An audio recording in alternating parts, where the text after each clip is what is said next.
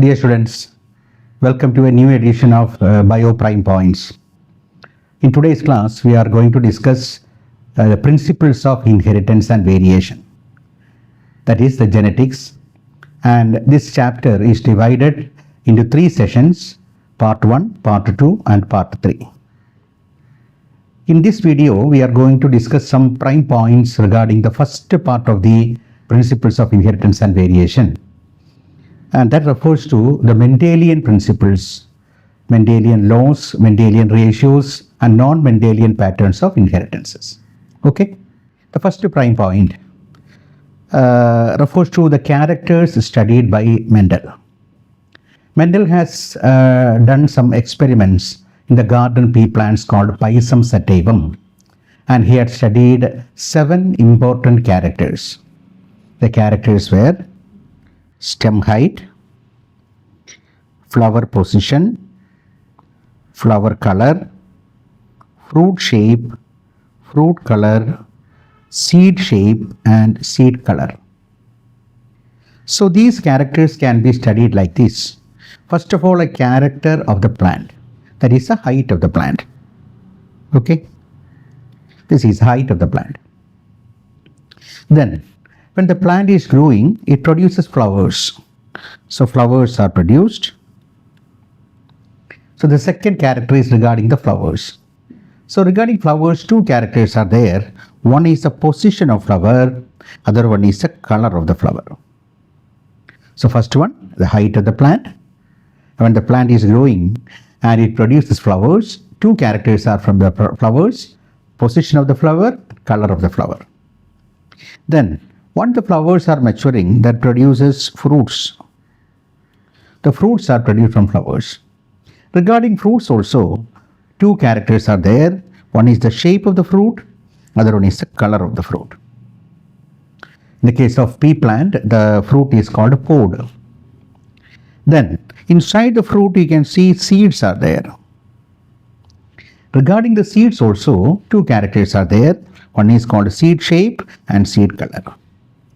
So one is the character of the plant, height. Then from the plant flowers are produced. Regarding flowers, 2 characters, position of the flower, color of the flower. Then inside the flower will be maturing into fruits. Regarding the fruit, 2 characters are there, shape of the fruit, color of the fruit. Then inside the fruit, seeds can be there. Regarding the seeds also, 2 characters are there, shape of the seed, color of the seed. Okay, so 7 characters. So out of these 7 characters, 3 colors, isn't it? The color of the flower, the color of the fruit, the color of the seed. Then 2 shapes, the shape of the fruit and shape of the seed. Okay, you have to remember like this. Then for each character, there will be 2 morphological representations. A maximum representation and minimum representation, and these representations are termed as traits. That means for one character, there are 2 possible traits, a maximum condition and a minimum condition, like that. For example, for stem height, the maximum height is called tall and the minimum height is called dwarf. So tall and dwarf are traits of the character called stem height. Okay. Then for flower position, 2 traits are there. One is called axial. Axial means flowers are produced on sides of the stem, and the other one is called terminal. Terminal means the flowers are produced on the tip of the stem. Then regarding flower color, 2 colors are there, a violet color and white color. These are the traits of the flower color. Then regarding the fruit shape, some fruits are inflated and some fruits are constricted.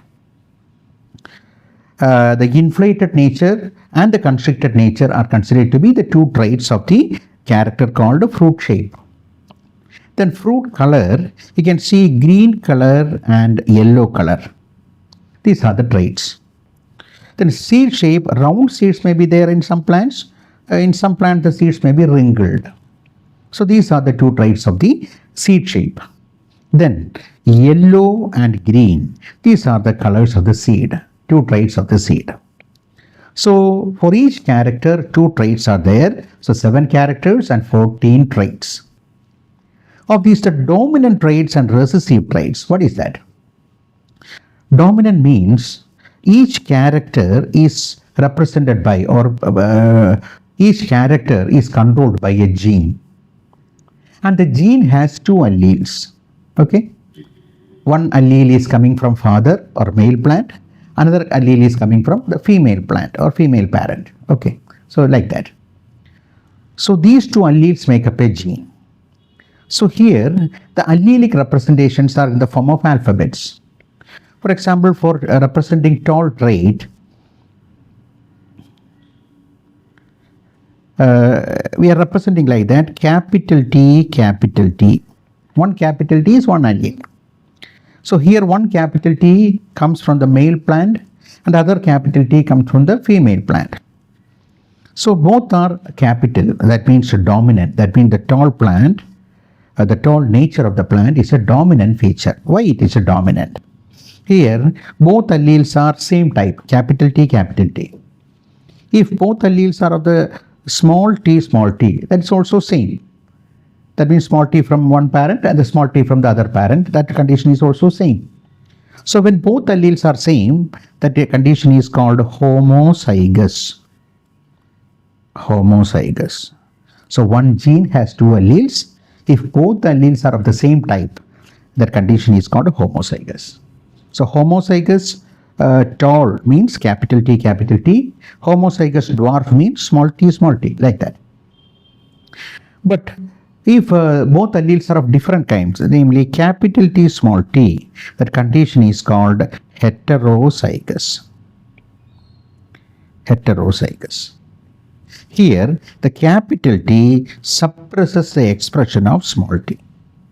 Therefore, capital T is called dominant, small t is called recessive. One which suppresses the other is called dominant, one which is suppressed by the dominant is called recessive.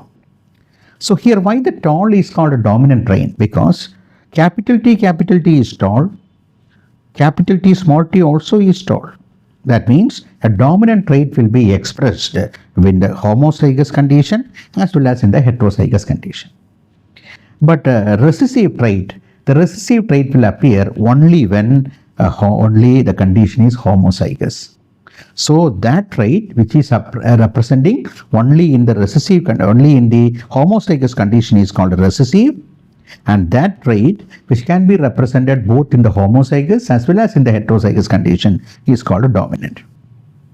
Here you can see capital T is tall, capital T, small t also is tall. That means tall is a dominant trait. But dwarf, small t only is dwarf. So dwarf is considered to be a recessive trait. Okay. Likewise, axial is dominant trait because capital A or capital A, small a, homozygous and heterozygous condition, that will be represented as axial, but small a, terminal. That is a recessive condition. Likewise, violet flowers are occurred when the genotype is capital V or capital V, small v. That means homozygous or heterozygous. That means violet is a dominant trait. But white flowers are produced only when small v genotype is there. Okay, the arrangement of alleles is called a genotype. Likewise, inflated capital A or capital A, small a, it's a dominant one. A constricted small a is a recessive one. Green fruit color, capital G or capital G, small g. Yellow fruit color, small g. The round nature of the seed, capital R or capital R, small r, dominant trait. And small r is a wrinkled nature, that is a recessive trait. So seed color, yellow is dominant and green is recessive. Yellow can be, the genotype may be capital Y or capital Y, small y, but in the case of green seed, the genotype will be small y. So there is a condition that in the case of fruit color, green is dominant, yellow is recessive. But in the seed color, yellow is dominant, green is recessive. Okay. So for representing alleles, we are considering the alphabet, the first alphabet of the dominant trait. And the capital alphabet is given for representing dominant, and the small alphabet, small letter is used for representing the recessive condition. So this is how the characters studied by Mendel can be represented. So altogether there will be 7 characters, which are the height of the stem, position of the flower, color of the flower, shape of the fruit, color of the fruit, shape of the seed, color of the seed. For each character there will be 2 traits, a dominant trait and a recessive trait. For height, tall and dwarf. For flower position, axial and terminal. For flower color, violet and white. For fruit shape, inflated and constricted. For fruit color, green and yellow. For seed shape, round and wrinkled. For seed color, yellow and green. Okay.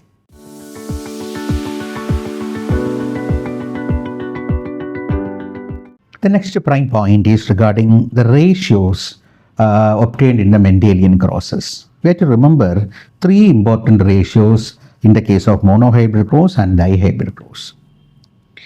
In monohybrid cross, what is a monohybrid cross? Monohybrid cross means a cross involving only one character. A cross involving one character, not one trait, one character, is called monohybrid. One character means 2 traits. For example, height. When we are considering height of the plant, it is a monohybrid cross. But when we are considering 2 characters, a cross involving 2 characters simultaneously, that cross is called a dihybrid cross. For example, height of the plant and also color of the flower, thing like that. So we are taking into consideration 2 different characters simultaneously. So that kind of cross is called dihybrid. Only one characters are considered, it is called, only one character is taken, it is called monohybrid cross. So in the case of monohybrid cross, when a parent is crossed with a parent, we will be getting the first generation of young ones called F1. When F1 is crossed with another F1, we will be getting F2. This is the condition. So according to Mendelian crosses, a dominant parent is crossed with a recessive parent. A homozygous dominant is crossed with a homozygous recessive, and heterozygous F1 is produced. When 2 heterozygous F1s are crossed, the F2 are produced in a particular manner that we can study.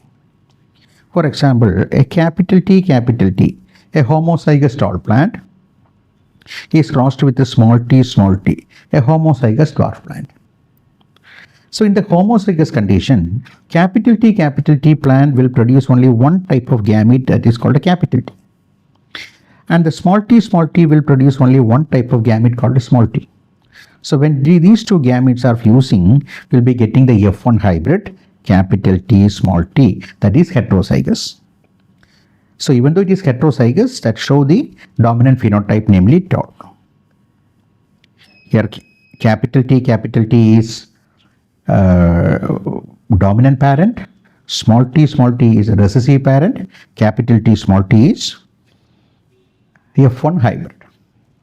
When 2 F1 hybrids are crossed, capital T small t into capital T small t. Here capital T small t, since 2 different alleles are there, that produce 2 types of gametes such as capital T gamete and small t gamete.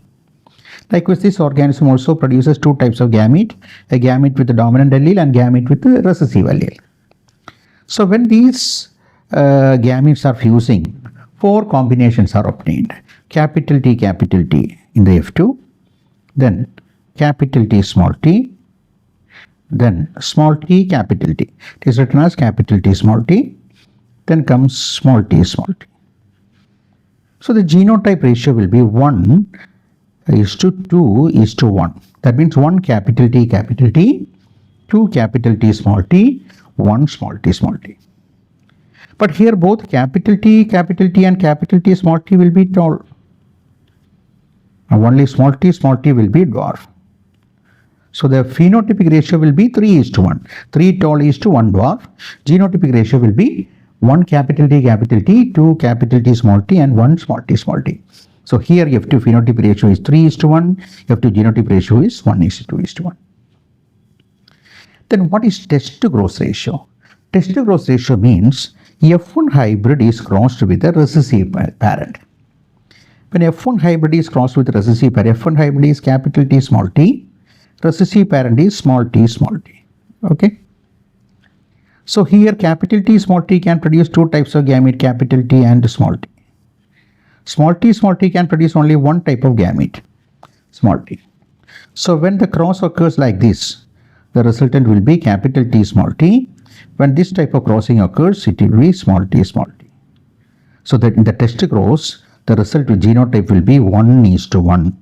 Phenotype also 1 tall, this will be tall and this will be dwarf. So the genotypic ratio will be 1:1. Phenotypic ratio also will be 1:1. The ratio is called test cross ratio. So you have to remember three important ratios regarding a monohybrid cross. F2 phenotypic ratio is 3:1, F2 genotypic ratio is 1:2:1, test cross ratio is 1:1. Then in the case of dihybrid cross, we can see that two characters are involved, isn't it? So when two characters are involved, we can multiply a monohybrid cross into another monohybrid cross. That we can draw like this. In the case of dihybrid cross, we can multiply two monohybrid crosses. Like means a monohybrid phenotypic ratio is 3:1. Monohybrid phenotypic ratio is 3:1. When we are multiplying 3:1 into another 3:1, we'll be getting 3 into 3, 9, 3 into 1, 3, 1 into 3, 3, 1 into 1, 1. So 9:3:1 is the F2 phenotypic ratio of a dihybrid cross. Likewise, when we are crossing 1:2:1 into another 1:2:1. 1:2:1 into 1, 1:2:1. 1:2:1 into 2, 2:4:2. 1:2:1 into 1, 1:2:1. So that will be the F2 genotypic ratio. Likewise, the test cross ratio also, monohybrid test cross ratio is 1:1 multiplied by another 1:1. So that 1:1:1:1. Okay, that will be the dihybrid cross. Dihybrid test cross ratio. Likewise, by using this method, you can find out the phenotypic, genotypic and test cross ratios of a trihybrid, tetrahybrid, etc. etc. So in general, you have to remember these two crosses, monohybrid cross and dihybrid cross. The ratios are phenotypic ratio 3:1, genotypic ratio 1:2:1, test cross ratio 1:1. In the case of dihybrid, phenotypic ratio is 9:3:3:1, genotypic ratio is 1:2:1, 2:4:1, 1:2:1, and test cross ratio is 1:1:1:1. Okay. The next prime point is Mendelian laws. Based on the crossing experiments conducted by Mendel, he had put forward some very important propositions, and they are known as in the form of laws, Mendelian laws. Three important laws are there. One is called law of dominance, other one is called law of segregation, the third one is called law of independent assortment. We can study one by one. What is the law of dominance? The characters are controlled by units called factors. The term factor was used by Mendel to represent genes which occur in pairs. Pairs means alleles are in pairs. In a dissimilar pair of factors, one member of the pair dominates the other. That means when we already studied that in capital T small t, the capital T is dominating the small t. Okay? So that the capital T is for producing tall plant, small t is accounting for producing dwarf plant. When capital T and small t are coming together, the expression of the small t will be suppressed by the dominant one, the capital T one. So the capital T is called a dominant, small t is called a recessive. So for any character, two types of alleles or two types of factors are there. One may be dominant and the other may be recessive. The dominant is represented in the capital letter and the recessive is represented in the small letter. This law is called law of dominance. The second one is called law of segregation. Segregation means separation. In heterozygous condition, an organism may be having capital T, small t alleles. But during the time of gamete formation, these two alleles segregate from each other and enter into different gametes. So this organism can produce two types of gametes, one gamete with the capital T allele and another gamete with the small t allele. So even though in the organism, capital T and small t alleles are seen together, but during the gamete formation, they will segregate or separate from each other and enter into different gametes. This pattern is described in the case of law of segregation. And the law of segregation is also called a law of purity of gametes, that the gamete may contain either a dominant allele or a recessive allele, not both. That means the gametes are considered to be pure. So this law is also called law of purity of gametes. That is called law of segregation. So we can read like this: a law of dominance. The characters are controlled by units called factors, which occur in pairs. In a dissimilar pair of factor means heterozygous condition, one member of the pair, that means one allele, dominates the other. The dominating one is called a dominant, the other one is called a recessive. Okay. In the case of law of segregation, during gamete formation, the allelic pairs of a gene get segregated from each other such that one gamete will receive only one of the two alleles. Suppose in the case of capital T condition, here also these two alleles will separate from each other. One gamete will be receiving one capital T, other gamete will also receive another capital T. So that means both the gametes will be same. But in heterozygous condition, the gametes will be different. Therefore, homozygous individual will produce only one kind of gamete. Both gametes are with the capital T. Whereas heterozygous individual will produce two kinds of gamete, one with the capital T, other with the small t. Okay. Then the third law is called law of independent assortment. Independent assortment means when two characters are considered, for example, height of the plant and color of the flower, like that. The height of the height may be having two traits, a tall plant and a dwarf plant, isn't it? Tall and a dwarf. The color, violet and white, isn't it? These are the traits of the color, these are the traits of the height. Here, according to law of independent assortment, a tall plant can produce violet flowers or white flowers. A dwarf plant can also produce violet flowers as well as white flowers when they are crossing with each other. That means when a tall plant producing violet flowers is crossed with a dwarf plant producing white flowers. What is the speciality of a tall violet? Tall is a dominant condition, violet also is a dominant condition. Dwarfness is a recessive condition, white color is also a recessive condition. So here one parent is dominant, a double dominant. Another parent is a double recessive. The F1 will be getting hybrid or will be tall violet. Again, the dominant condition is preserved. But in the F2, we can see that a tall violet will be obtained, tall white will be obtained, dwarf violet will be obtained, dwarf white will be obtained. In which ratio? You already studied that 9:3:3:1 ratio. Here you see the tall violet condition is a dominant relationship. Dwarf white condition is a recessive relationship. That means the combination is just like that in the parents. But there are two conditions, tall white, that means a dominant recessive union, and dwarf violet means a recessive dominant union, isn't it? That means a dominant character, a dominant trait can come along with a recessive trait or a dominant trait.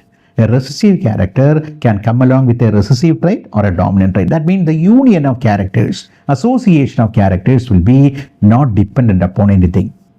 A dominant comes along with a dominant comes along with a recessive comes along with a recessive comes along also with a dominant. That means the union will be, the assortment will be independent of anything. Okay, so that law is called a law of independent assortment. When two pairs of traits are combined in a hybrid, segregation of one pair of characters is independent of the other pair. Due to independent assortment of traits, non-parental combination of characters are produced in the F2 along with the parental combination. So here a tall white is a parental combination, tall violet is a parental combination, dwarf white is a parental combination, but tall white and dwarf violet are non-parental combinations. So occurrence of non-parental combinations may be due to the fact that the independent assortment is working. Okay, so three important laws are there: law of dominance, law of segregation, or law of purity of gametes. Third one is called law of independent assortment. Okay, the next prime point is a non-Mendelian pattern. In Mendelian pattern, we studied that the dominance is complete. Capital T completely suppresses the expression of small t. But here there is an exception called incomplete dominance. In incomplete dominance, the dominant allele has a partial dominance or incomplete dominance to suppress the expression of recessive. So for example, in the case of snapdragon plant, Antirrhinum majus, the flower color, there is a red flower color represented by the genotype capital R, capital R. Then there is a white color represented by small r, small r. So when a red flowered plant is crossed with white flowered plant, the young one produced will be having capital R, small r genotype, heterozygous, but they are producing a phenotype of pink color. Why the pink color is appeared? That means the red color and the white color mixes with each other, producing an intermediate coloration. That means the capital R is unable to suppress the expression of small r. Its dominance is partial. So capital R produces a red coloration, small r produces white coloration. Both red and white will mix with each other, producing an intermediate coloration called pink. Okay, so that is the incomplete dominance. The dominant allele has only partial dominance over the recessive allele. So the heterozygotes show an intermediate phenotypic expression. Example, flower color in snapdragon. So what happens? Normally in complete dominance, the F2 phenotypic ratio will be 3:1. But the 3:1 ratio get modified into 1:2:1 in the F2. That means 1 will be red, 2 will be pink, and 1 will be white. So also the phenotypic ratio is 1:2:1. The genotypic ratio will also be 1:2:1. Okay. So in incomplete dominance, both the phenotypic and genotypic ratios are one and the same. That means 1:2:1. The phenotypic ratio is modified from 3:1 to 1:2:1. Then another kind of inheritance between alleles is codominance. What is codominance? The dominant allele will be expressed. The recessive allele will also be expressed, but without fusing with each other. In the case of incomplete dominant, the dominant allele and the recessive allele show some expression mechanisms, but they will mix together. But in codominance, they will not mix together. Dominant allele will express independently. Recessive allele will also appear independently. Okay, so here that will be seen in the blood grouping. In blood grouping, IA, that is one allele, will produce A antigen. Antigen A.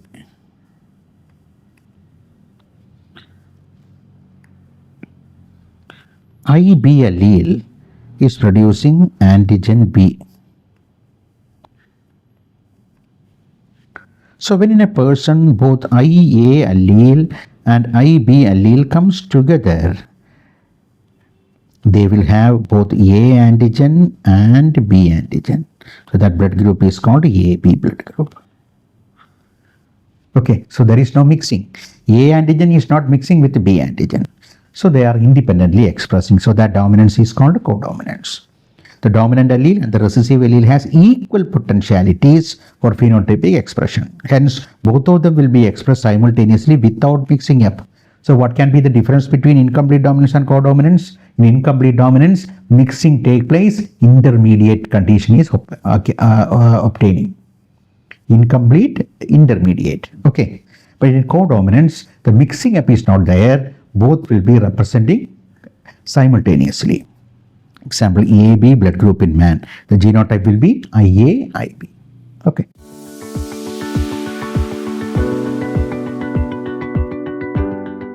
Next prime point is regarding multiple alleles. It's a very important point. We already studied that one gene has two alleles. Okay, a gene for height has two alleles, capital T and small t, like that. But suppose one gene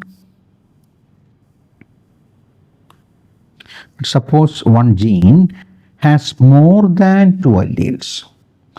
One gene has more than two alleles. That condition is called multiple allelism. When a gene has more than two alleles. For example, in the case of ABO blood grouping, the gene I has three alleles, IA, IB and small I. So out of the three alleles, any two will be present in one person, isn't it? Because one parent can donate only one allele. So out of the three alleles, three different combinations may be obtaining. It may be IA, IB, IA small I, IB small I, small I, etc. So here A group person has two types of genotypes, IA and IA small I. That means homozygous and heterozygous. B group person is also having two types of allele combination, IB and IB small I, homozygous and heterozygous. In AB group person, the genotype will be IB, codominance. In O group, the genotype will be small I, recessive, homozygous recessive. So since the three alleles are there, more than two alleles are there, the phenomenon is called what? Multiple allelism. ABO pattern of blood grouping has totally how many type of genotypes?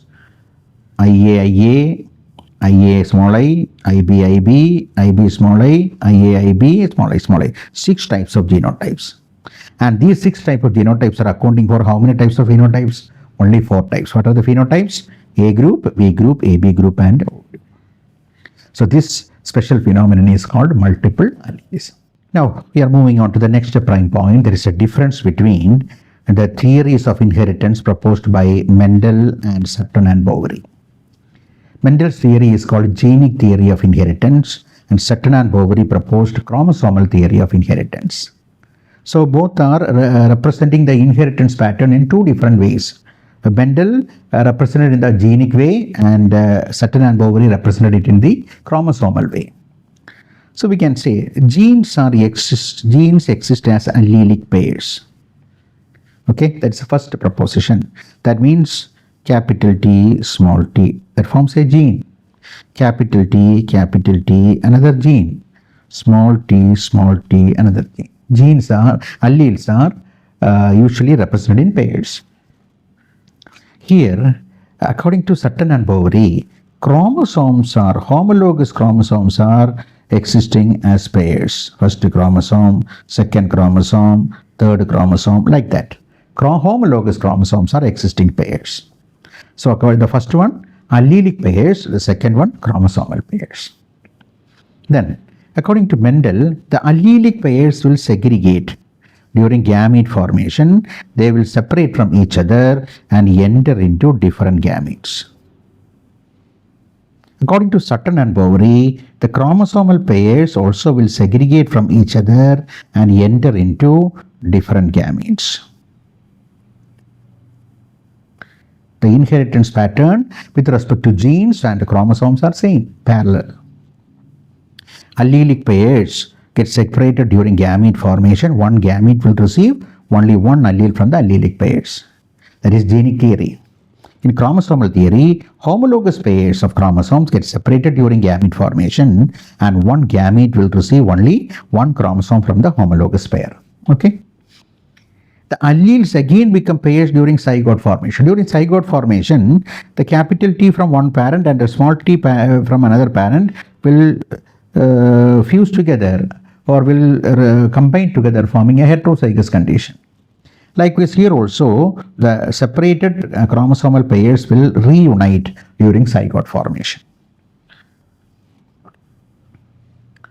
So, in summary, the paired condition of alleles can be seen in organisms. Paired condition of chromosomes can be seen in organisms. Okay. Unpaired condition of alleles can be seen in gametes. Unpaired condition of chromosomes can be seen in gametes. Okay. Then, paired condition of alleles is restored at fertilization. Paired condition of chromosomes is restored at fertilization. That means the inheritance pattern, whether we are describing in the genic manner or when we are describing in the chromosomal manner, will be similar or parallel. Okay, so this is the parallelism between the genic theory of inheritance as proposed by Gregor Mendel and the chromosomal theory of inheritance as proposed by Sutton and Boveri. Okay, another prime point is pleiotropism. What is pleiotropism? Generally, two alleles together make up one gene, and one gene controls one character, which is a condition. When one gene has more than two alleles, that phenomenon is called multiple allelism. Here, when one gene controls character 1, character 2, character 3, like that. That means one gene controls many characters, more than one character. That phenomenon is called pleiotropism. Okay? The multiple expression of a single gene. The example, phenylketonuria is a disorder. Is due to a single gene mutation. We will be studying phenylketonuria later. The gene mutation results in the non-production of an enzyme called phenylalanine hydroxylase. But phenotypically, many changes may occur, such as mental retardation, reduction in hair, abnormal skin pigmentation. That means multiple phenotypic expressions are there due to one gene, a defect in a single gene. So that phenomenon is what is called pleiotropism. Now, another phenomenon called polygenic inheritance. When one gene controls many characters, it is called pleiotropism. When one character is controlled by many genes, that means here gene 1, gene 2, gene 3 all controls a particular character. Okay, when this type of phenomenon of inheritance occurs, it is called polygenic inheritance. When one character is controlled by more than one gene, polygenic. Poly means many. Many genes are controlling one character. Example, human skin color. The skin pigmentation in humans is controlled by 3 different genes such as A, B and C. So A produces melanin, B produces melanin, C also produces melanin. That means their functions are same. The gene A has 2 alleles, capital A, capital A. That means capital A produces maximum melanin, small a produces minimum melanin, like that. Capital B like maximum, small b minimum, capital C maximum, small c minimum.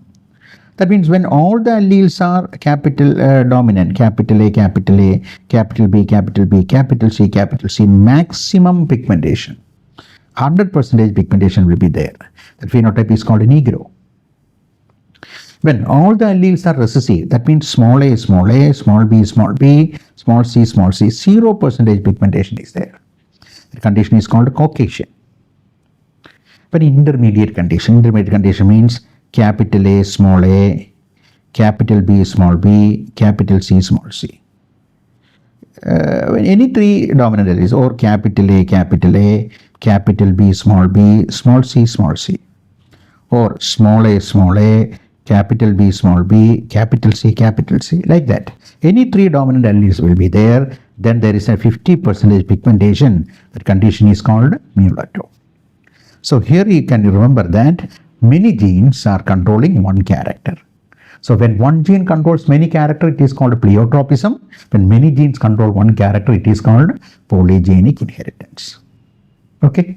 So by this we are ending the first part of the principles of inheritance and variation. We can see in the next part. Thank you.